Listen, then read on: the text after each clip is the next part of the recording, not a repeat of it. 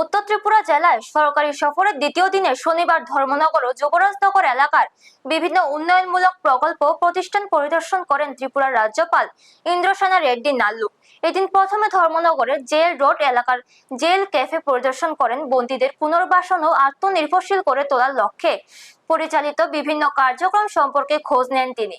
এরপর Upatakhali SB school পরিদর্শন করে বিদ্যালয়ের পরিকাঠামো, শিক্ষার মান এবং ছাত্রছাত্রীদের জন্য চালু সরকারি প্রকল্পগুলির অগ্রগতি সম্পর্কে খোঁজ নেন রাজ্যপাল। পরে শ্রীপুর রাইস মিল পরিদর্শন করে ধান সংগ্রহ, সংরক্ষণ ও চাল উৎপাদন ব্যবস্থা সম্পর্কে খোঁজ খবর নেন। সফরের শেষ পর্যায়ে যুবরাজনগরের অয়েল পাম প্ল্যান্টেশন পরিদর্শন করেন তিনি। কৃষকদের আয় বৃদ্ধির লক্ষ্যে পাম চাষ সম্প্রসারণের উদ্যোগ ও এর অগ্রগতি সম্পর্কে সংশ্লিষ্ট আধিকারিকদের সঙ্গে কথা বলেন রাজ্যপাল।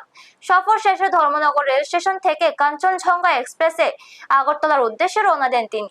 এ সময় প্রশাসনের ঊর্ধ্বতন আধিকারিক ও জনপ্রতিনিধিরা উপস্থিত ছিলেন। ব্যুরো রিপোর্ট, নিউজ তৎকাল 24।